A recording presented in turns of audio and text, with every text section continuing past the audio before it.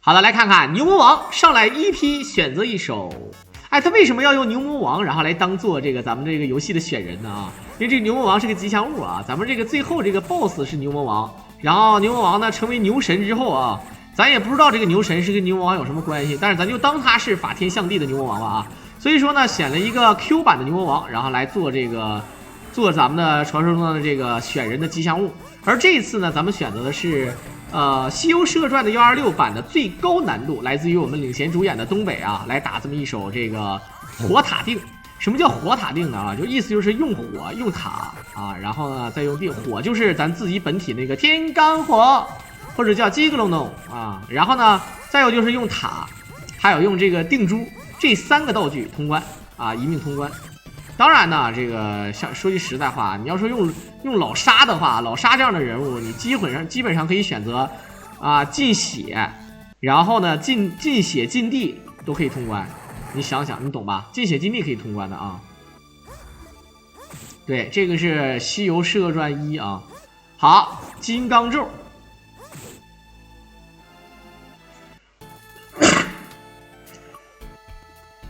有的时候啊，确实是啊。小的时候呢，就给你这些宝，感觉咱们都打不了。他这个猴子的下跳，感觉好像屏幕有一点延迟的感觉。金箍棒呢，确实可以变得非常大，可以变长。猴子的棒子可以随时变大变长，这个技能非常的有东西啊。小龙女放火云刀，这个有点邪恶了啊，那相当邪恶了啊。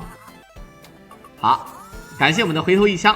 等到时候明天我准备好，明天咱准备点其他视频，然后直接播视频给大家伙看吧。然后包括那个 9S 想看的那个赤影战士啊，赤影战士有的时候呢，小的时候我们喜欢管它叫水上魂斗罗，也不知道为什么要这么叫啊。你的也可以变大变长，但是你只能，对吧？你只能变大那么一丢丢，那么一长啊。人家悟空的，对吧？能长能短，能伸能缩，怎么说？而且他重1万，对吧？多斤，是不是？这个屌了啊！好，吃米饭，明明是吃米饭，然后他就告诉你是 power， 也是对了啊。老沙厉害吗？老沙是这个游戏当中最厉害的人，没有之一，我告诉你。啊，老沙这个确实赖啊！好，不进气儿啊，兄弟们，不进气儿。孙悟空这个必杀跟精神病似的啊，时间那么长。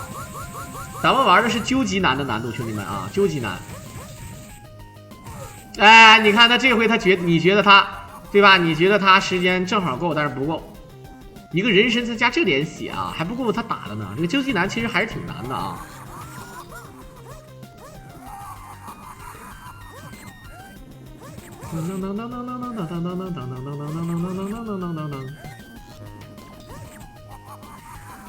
好，看看一顿单 A，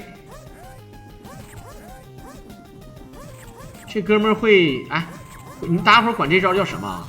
管这叫无敌风火轮。黑龙江要废了，柱哥你回来了，你又丢了啊，柱哥，来的啊。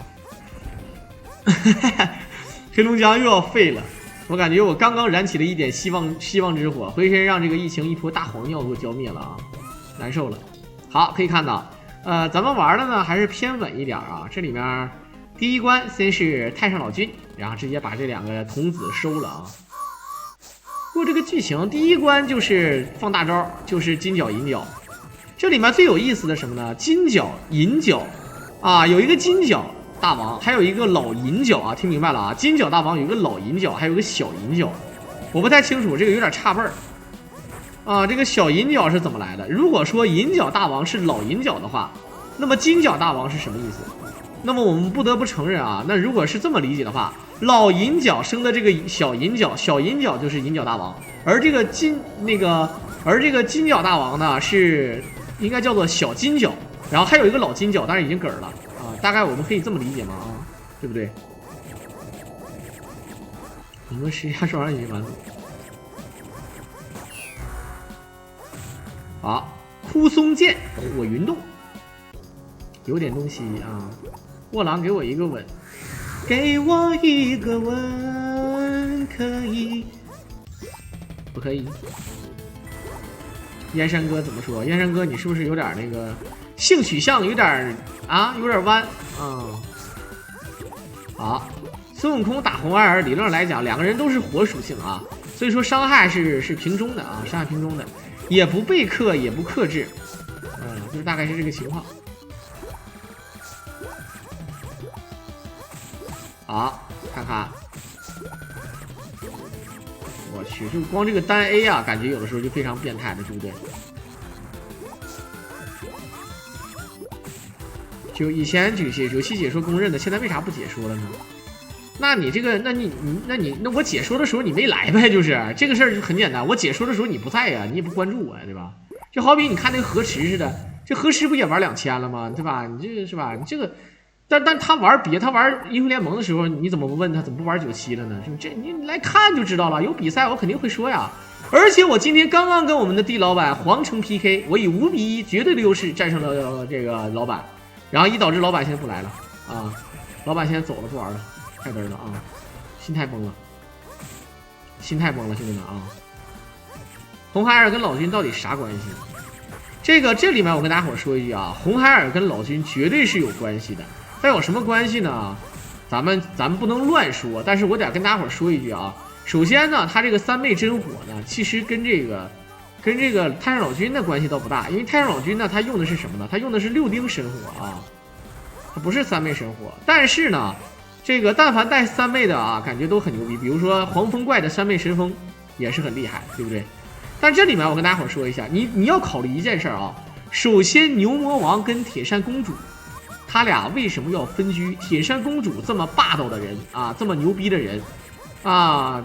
对吧？他居然选择让老牛去找一个富婆，给人家富婆倒插门啊！玉面狐狸他老爹是非常这妖界里面最有钱的人，没有之一啊！他居然能忍受这个事儿，这是第一。第二呢，他手里拿着一把芭蕉扇，这个芭蕉扇是太上老君的，为什么啊？你不要问我为什么，就请问你告诉我为什么，对吧？你比如说太上老君的法宝在金角和银角这儿可以理解，因为金角和银角呢。他是他那个看炉的童子，金角和银角呢，还有一个干娘，也是一个狐狸精，听明白了啊？一个狐狸精，这个老狐狸精呢，居然有太上老君的这个一个捆仙绳啊！他跟孙悟空介绍的时候，这是老夫的一根，对吧？绑裤子的一个丝带。你想想，作为一个裤腰带，为什么会在老狐狸精这个身上啊？你问我为什么？你告诉我，我想知道啊！这是第一个。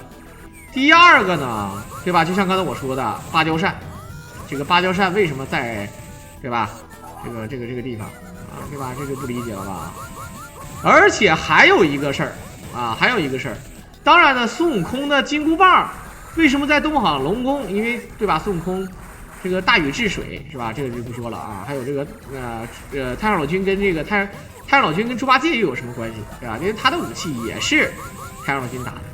但是呢，打的兵器全送人了，做的这个法宝，怎么说啊？他们说，哎，对吧？你这个事儿，他不是说咱细说乱说胡说，但这个事儿是真的，你点解释啊！你不解释能行吗？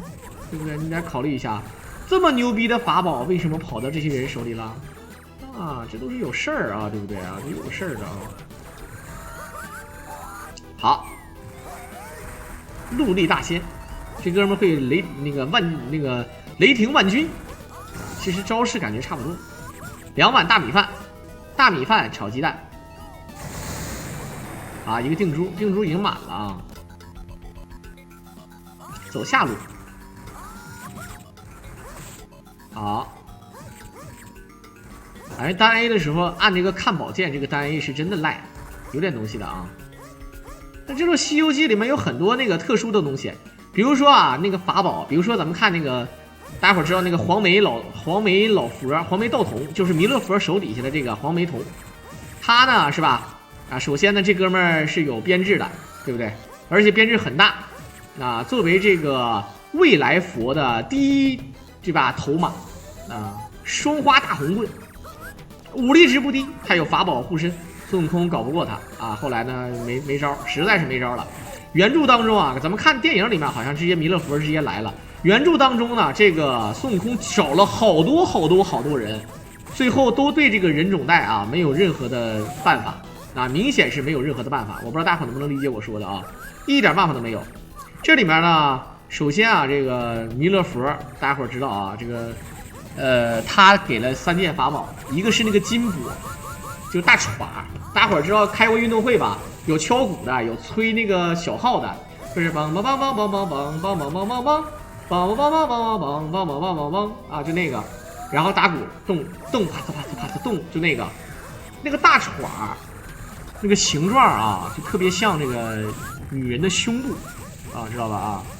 然后呢，这个黄眉佛呢拿了一个这个武器，叫软硬什么狼牙棒啊，这个代表什么你们自行体会。然后他那个人种带呢，你看那个咱们86版《西游记》也说了，是个搭包，搭包就是搭肩膀上的这个搭包啊，代表大哥你想叫人种带啊，你想叫人种带，你说这个名字它代表啥？你自己想去吧啊，对吧？你就想就好了啊。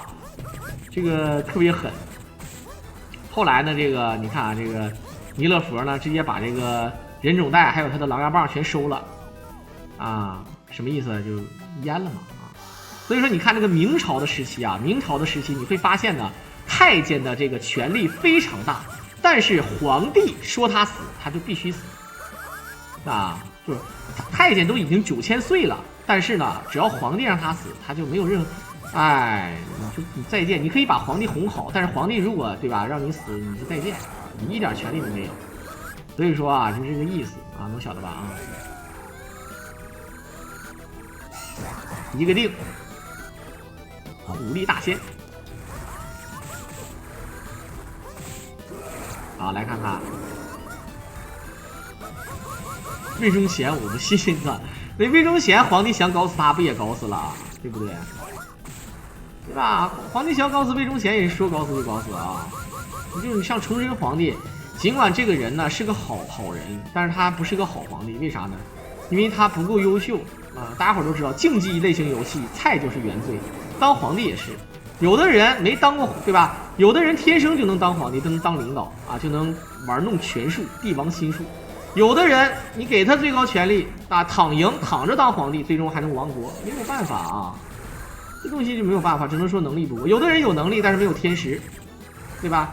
在自己羽翼未丰的时候被人搞死了，就这么简单。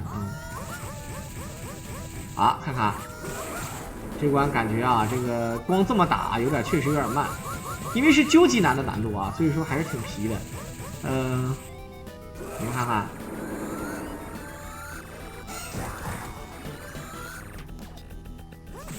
前腿接必杀。感觉这个必杀，我去一顿，正常如果老杀的那个必杀多过瘾呢，对吧？老杀那个必杀非常爽啊。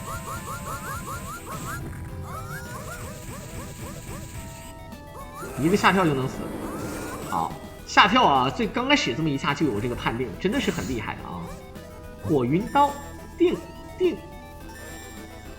定珠其实有点孙悟空本身就有这个功能的感觉啊，比如说经常会出现孙悟空，你看电视剧里面经常会出现一个字儿，就是定啊，他就定住了，真心赖啊！好，这个水鱼之家通天河，经过800里，我操，捏了一手避水诀，直接进屋了啊！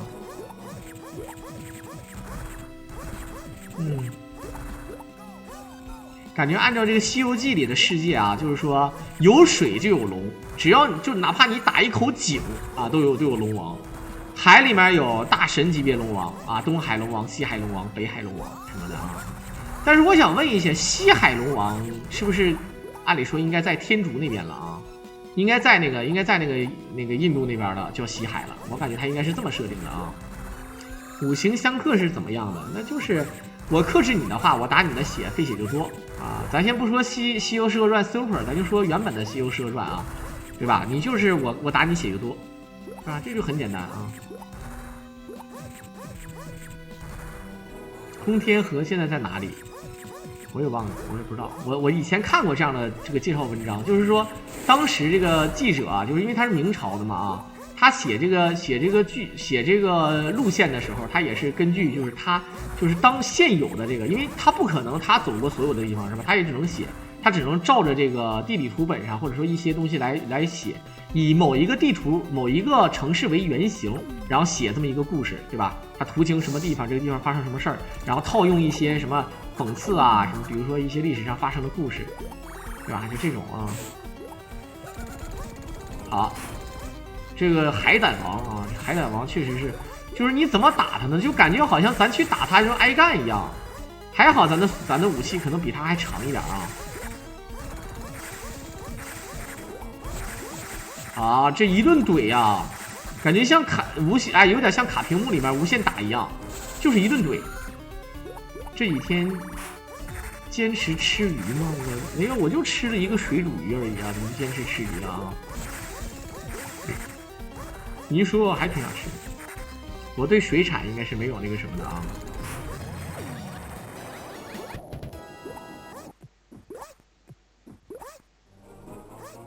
嘣嘣嘣嘣嘣！好，看看，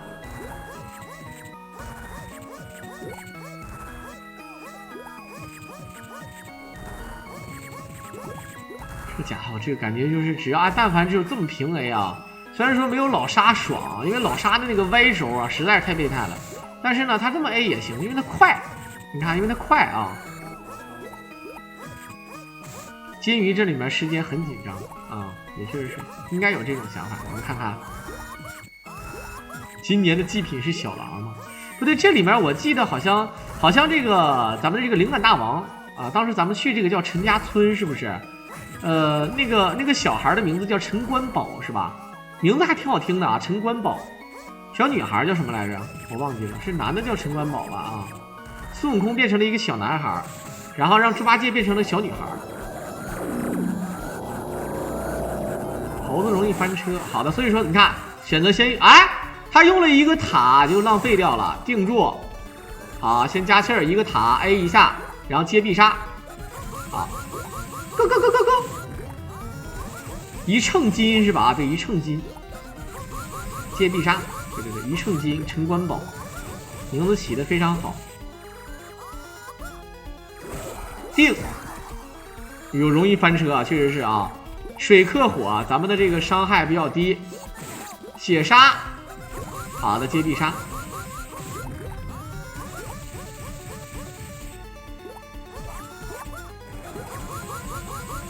费气儿非常快。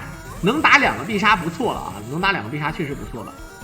下跳加气儿，血杀，再下跳。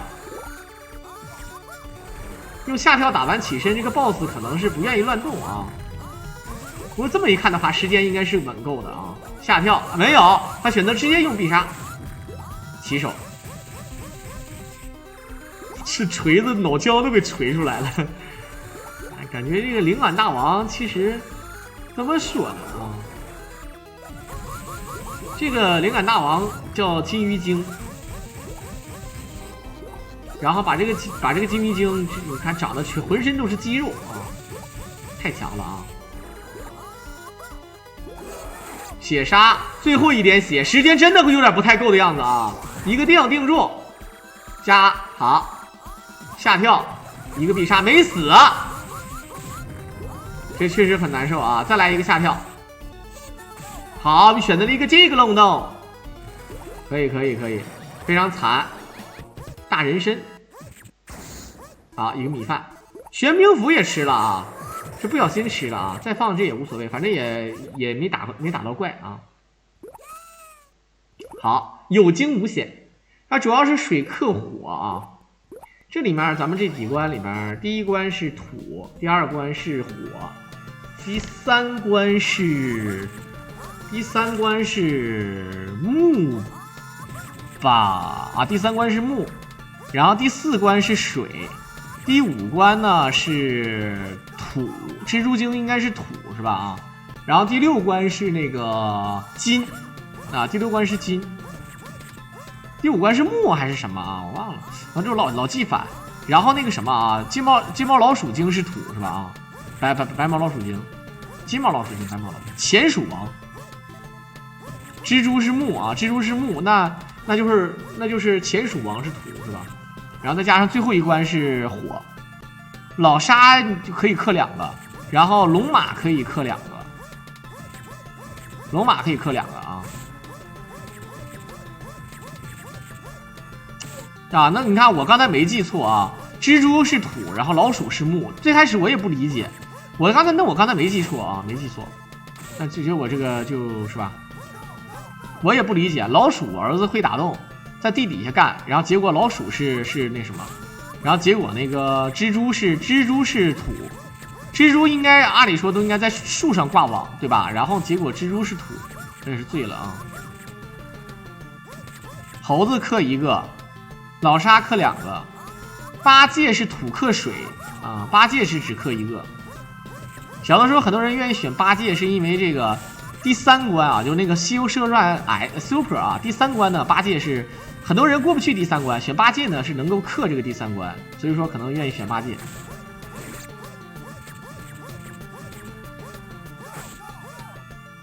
好，盘丝洞，哎呀，这哇，美女。可不可以加个微信？咱们才刚认识不好吧？我加你，我扫你，是狠啊！嘣嘣嘣嘣嘣嘣嘣嘣嘣嘣嘣嘣！感觉《西游释厄传》啊，确实照这个西雅 S 呢，他俩感觉还是不太一样，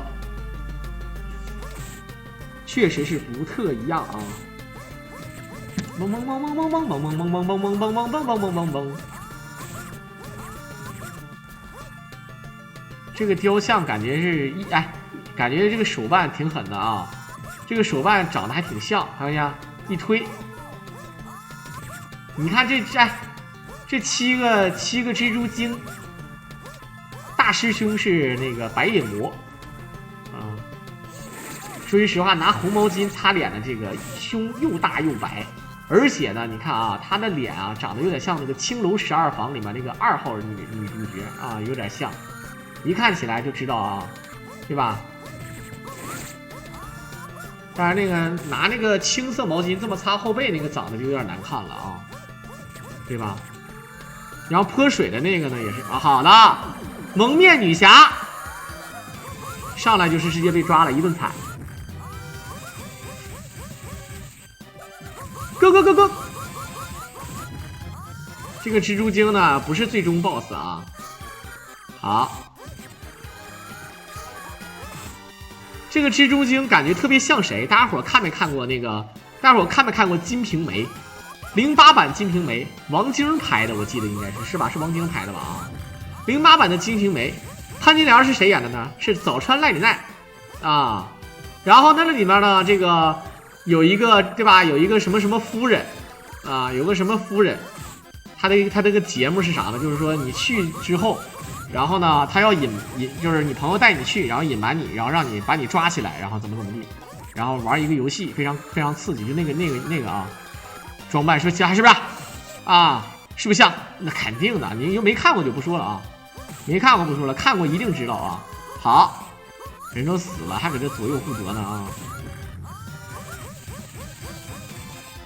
直接踩死啊！这个是 A 一下加那个时间，加时器是 A 出来的啊，这个设定非常逗啊。好，我们看看，又是大蜘蛛，先是绿色，再是紫色，紫烟。对，那个演员演的人挺多啊，他又演紫烟，又演那个夫人，又演那个西门庆他妈，然后还演那个最后那个李瓶儿。好像全是一个演员啊！这个演员非常客串，非常屌。啊，这个蜘蛛呢看起来像全屏技能，但是不是啊，不是全屏的。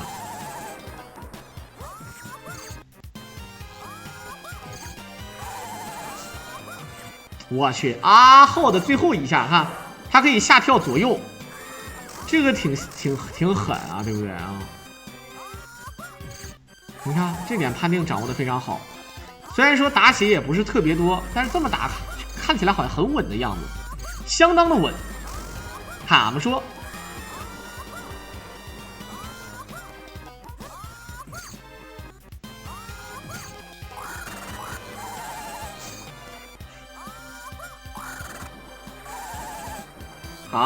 看看。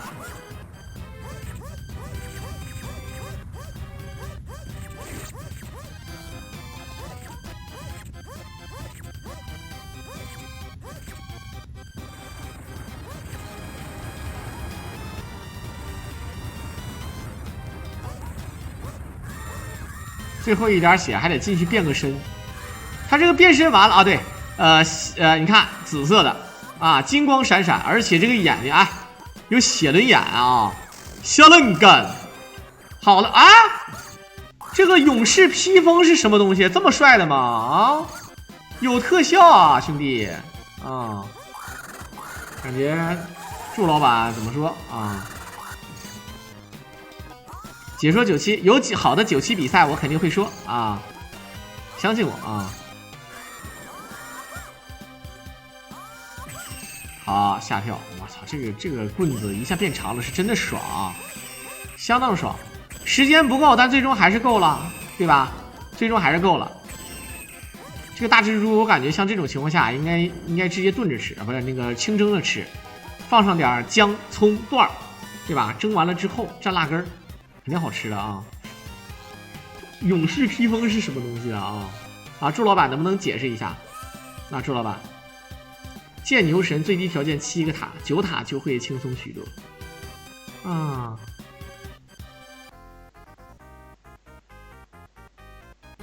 我随时随地都能变长啊！而且你说我是乱讲的，我可不是乱讲的啊！我随时，而且我跟你讲，我这有伸缩功能的。平时就10多公分，一变长了30公分，啊！我不知道大伙有没有这种感觉，就好比你大伙看那个外国人的啊，就外国人，对吧？你看他好像挺大的，其实他平常也那么大，然后那什么也那么大，对吧？他就是对吧？哎，鬼老板，你不用想追我，你想追我一刀，你以为我，对吧？啊，哪有那么简单？我跟你讲，我这个人现在我这。啊，我这个小眼神儿盯着那个礼物框啊，虽然说我偶尔还会坠，但是我真的啊，对吧？有的人是不是？有的人你看他，那平常搭了一下，十多 cm， 啊，他澎湃起来的时候也是那么大，啊，那是死的啊，那是死的，有活的，知道吧？啊，那必须得盯着紧啊。而且我这个直播有延迟，知道什么意思吧？啊，这个是究极难啊，兄弟啊，真的是究极难啊，没骗你，兄弟。究极难就是最难了，相当于天王难度了啊。治不了吗？这17哥现在也要考虑一下是吗？17哥说我狼，哼，这确实是最高难度啊。我能长能短能深能粗，而且越是这样的吧，它越硬，知道吧？啊，这大鹏是真菜，他这个设计就应该上来先是一个白象方便面，然后再一个狮子精，其实应该先上来狮子精才对啊！你看那个，当然白象肯定是没有狮子厉害，但是他这个意思，而你那进大鹏鸟，那真的跟孙悟空打。那孙悟空确实打不过大鹏鸟，啊，武力值2个人一样，但是速度呢，大鹏鸟就占优了，对吧？移动速度快，可以走位，再加上对吧？再加上那个八戒和沙悟净，确实也打不过这个，他也打不过这个大白象，还有那个谁啊？所以说悟空微面，老是1v3，对吧？我狼今天贵宾可以啊，虽然说我狼礼物不多，今年大家伙都知道是灾年啊。到这个年底了，又开始了啊！这一年大家伙都没赚着钱，这个小事儿，兄弟们啊！只要来看我狼解说，对于我狼来说就是非常牛逼的帮助啊，对吧？礼物可以不送，但是荧光棒一定要交，关注一定要点啊，对吧？你这个事儿不过分吧？用你就像那个人家那是老铁，用你亲爱的小手点一下关注啊，用你亲爱的小手送一个荧光棒啊！我在这里表示感谢啊，对吧？是不是这个意思啊？好了，感谢我们白好恶心的名字赠送一首半卡，还有我们的17哥啊，正在我讲解的过程当中啊，17哥坠我一手，有点东西的啊，有没有那种哎？那你们要是这么玩就变态了，先赠送一手办卡，然后呢，在1秒钟还不到之后，瞬间发一句话就坠了，那玩赖啊，太赖了那个。好，这关呢，因为是火克金啊，什么叫火克金呢？就是这个孙悟空呢是火属性，对吧？用火克金啊来打铁，大家伙了解啊。天为乾，地为坤。阴阳五行遁入幻境，上面有2个白银狮子，白银狮子都知道啊，在三国杀里面带上之后呢，就避免暴击的啊，一下只能费1滴血，而且被拿掉之后呢，还要再加1滴血，设计的非常巧妙啊。好，五行之间相生相克，金木水火土。心肝脾胃肾，哎呦我这一个定直接把那个树给定爆了，我真是服了啊！真金不怕火炼，这个你再真金，你分什么火，对吧？你分什么火？大家伙都知道啊，温度这个东西是什么呢？温度啊，现在呢用科学的解释的，就是它的内部分子运动的速度啊，就是这个是温度。所以说呢，这个温度啊，就是对吧？它把你的这个金的速度活跃起来，就可以把你的3态改变了。现在咱们有一种东西叫4态啊，固态、液态、气态，还有一个叫离子态，是不是啊？当然呢，这个离子态好像不太常见，大家伙不理解就无所谓了，反正是这个意思啊。你想把金融化了变成液态，那么达到某个温度就够了。怎么达到某个温度呢？啊，这个对吧？有很多种方法啊，是不是？大概就是这个意思。最高温度呢，理论上来讲是没有上限的啊。当然，如果你说一定要说以光速为分子运动速度的话呢，它也有上限。但是超光速有没有，咱就不知道了。但如果是你要是以这个，如果你要以最低温度的话，绝对零度的话，它的温度应该就是零下这个摄氏273.575还不是啥的啊，反正是这个意思啊。它就是说，它这个分子绝对不动了，一点都不动了啊！就是速度为0的时候，应该是绝对0度啊。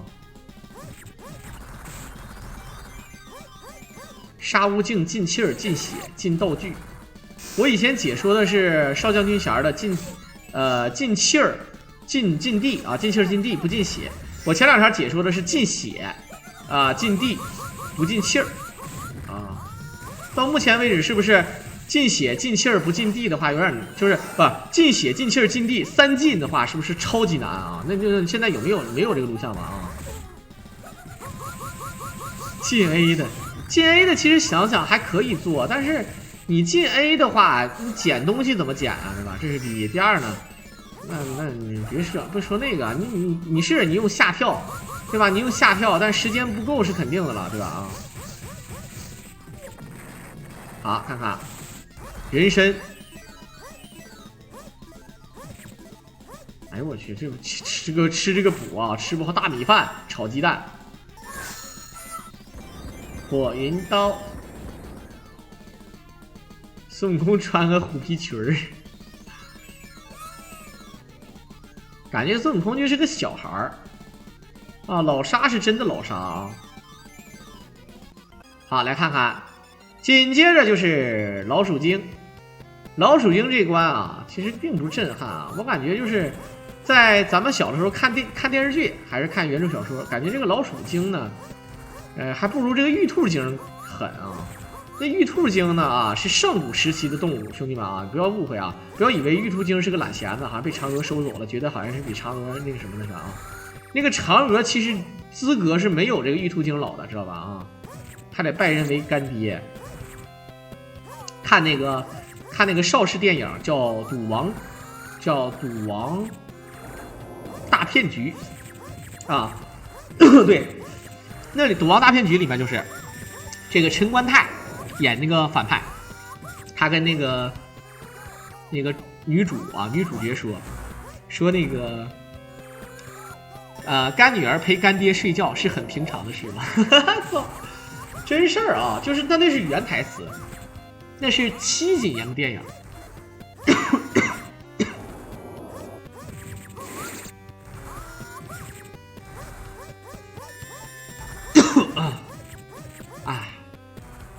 吃个西红柿啊。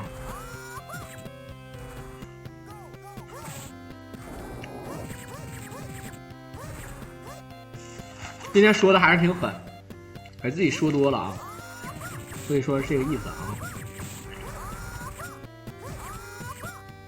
好，一会儿呢，咱们这个老鼠精呢，它还有一个尾巴，它那个尾巴，你说是一个小 boss 吗？也算是一个小 boss 啊。千佛手，这个双人合体必杀，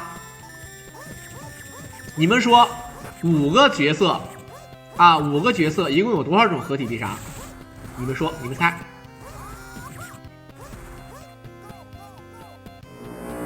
？5个角色一共有几种合体必杀？这个用口算能算出来吗？啊？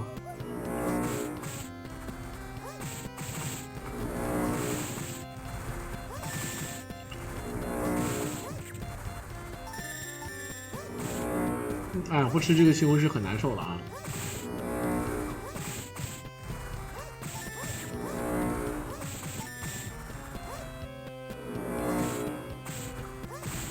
如果你们办过比赛的话，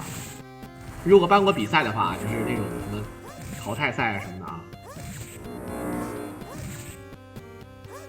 就知道了啊。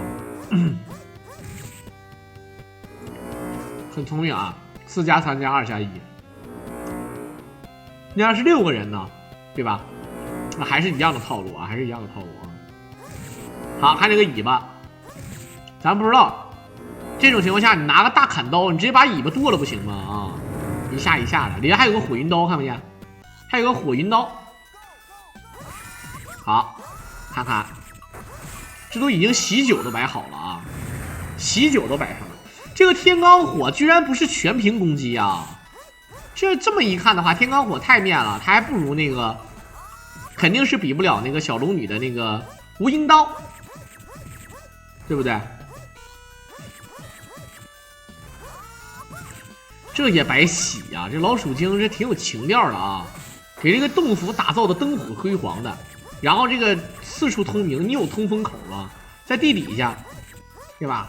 就我看那个老沙说话贼夸张啊，老沙说话特别夸张，你知道他是怎么说的吗？对吧？然后孙悟空说好深呐，这个洞。老沙说是啊，大师兄，好深呐，得有200-300里啊，200-300里那么深。200-300里是什么概念？也就是说大概是100到150公里。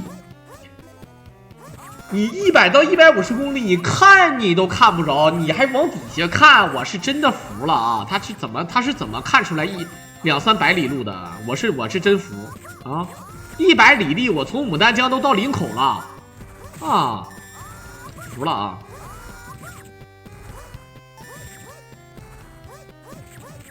就是800里开外，一枪干到一个鬼子啊，就是大概是这个意思。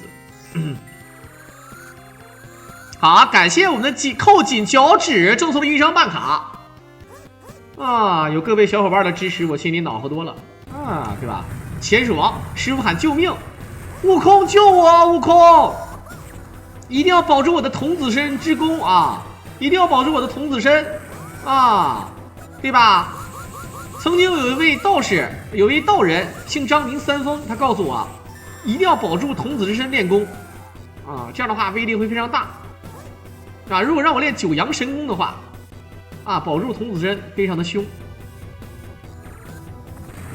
好，看这个老鼠精啊，老鼠精有6块腹肌，我是真的服了啊！我跟你说，我跟你说，我最接受不了的是什么呢？就我不是说我能接受，我说的我接受不了，就是我觉得就是丢人，就是咱们男人丢人什么呢？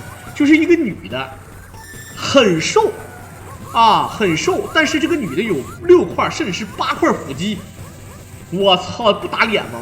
啊！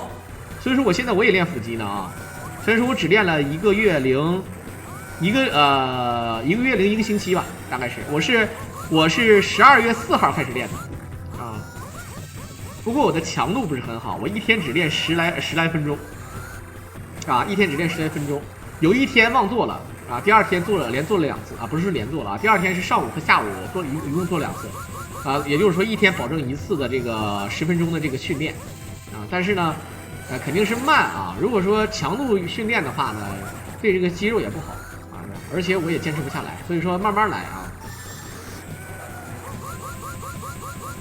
我真的现在在练啊，相信我啊。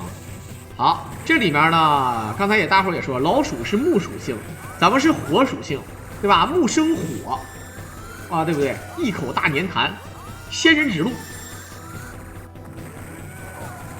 猴子偷桃。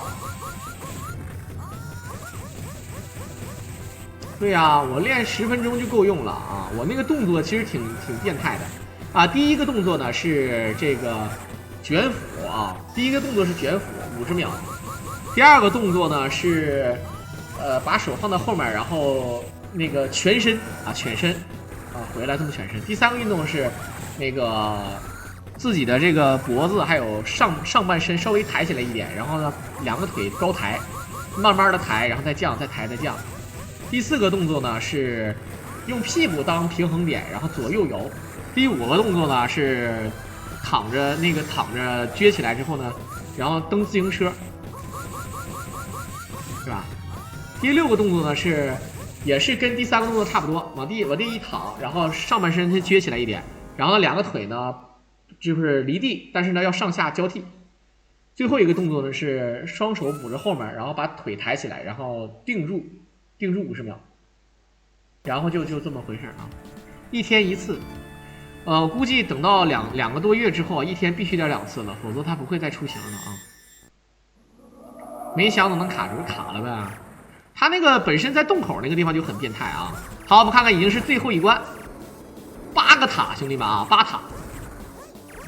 BOSS 的话呢，牛神，据说是刚才不是说嘛，有9塔的话会很方便，是吧？有9塔的话就应该是稳了。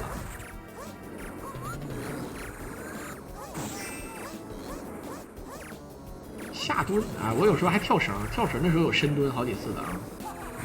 好，碧水晶晶兽，他拿的这个武器就有点像那个啊，叫软硬蓝牙棒，是不是啊？这牛魔王的移动速度挺快，你看关键。牛魔王就是一开始选人的时候，就是什么1P 2P 选人的时候，然后那个小牛啊，然后跳来跳去，不就是他吗？还有2个塔，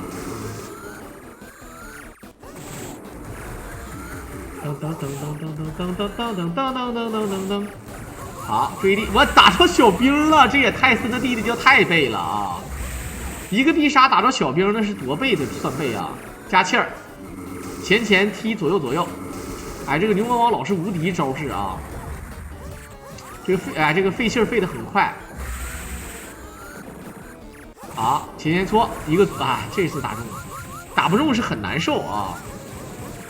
好了，我们发风华哥想要追我卡，还好我反应速度快啊。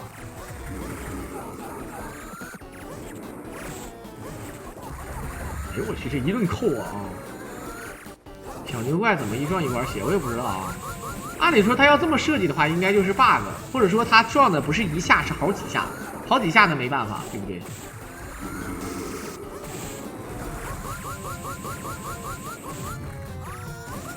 啊！我一瞅这一个大批啊，小牛精，牛皮吹得震天响，来了老范当县长，领导群众闹革命。好，好，看看，究极难度没有这个 bug 啊，专业人士还是有讲解的啊。还剩最后一个必杀。啊，一个必杀，哎，再踢2脚铁死了啊！前踢左右，一个必杀。还有慢动作显示 ，Hurry up！ 这个时间也是害怕不够，但是这么打的话还是有点东西的啊，有点够的。有个定珠，哎，好，6个火。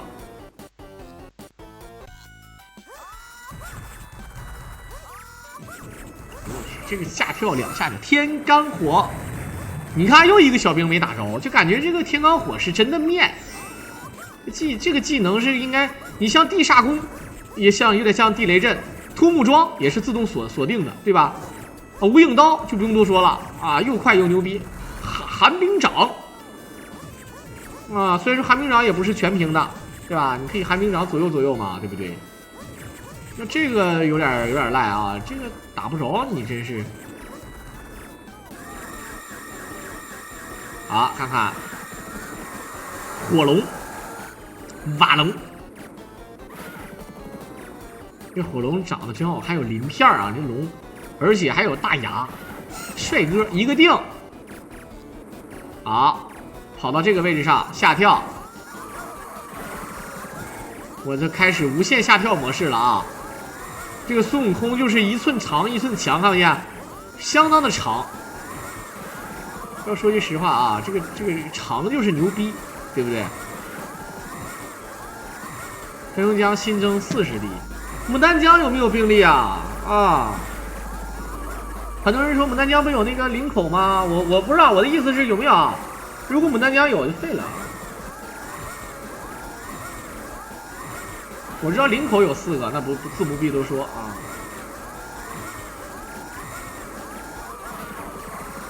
好，一顿下跳，这么打，感觉第一火龙的血量不多啊。上去给小狼一个腿腕，是恶剑。好，定住。哎，我操，这他妈也行！你糊弄我呢，大哥！啊，没办法，他是神仙嘛，一个筋斗云就过去了啊。好，一会儿看一下牛神啊。牛神是本作第1吉祥物，就像你做生意买一个大牛，对吧？炒股买一个大牛，放在你办公桌上，帅哥啊！好的，这还算这个火牛逼啊！天干火，哎，这几个还行。你看，这就太面了啊！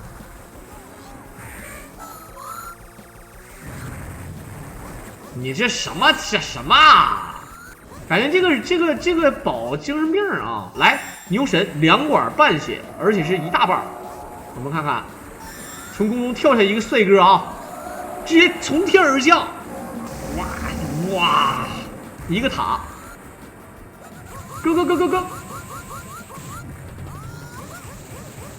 好，准备好，一个定，好，一个塔 A 一下，然后接必杀，漂亮，下去的时间刚刚好啊。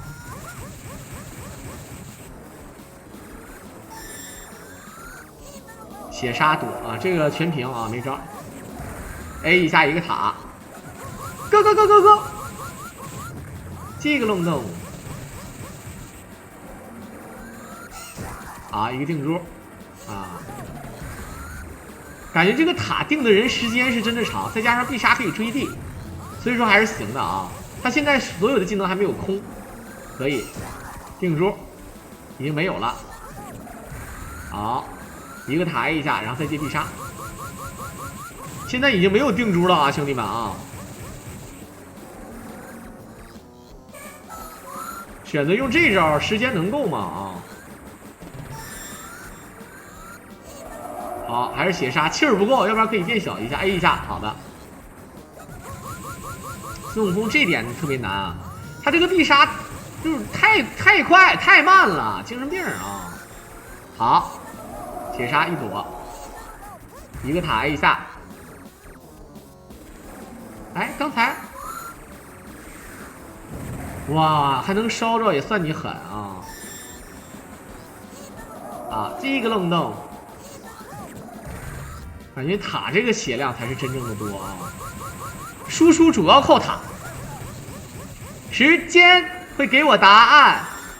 哎，血杀，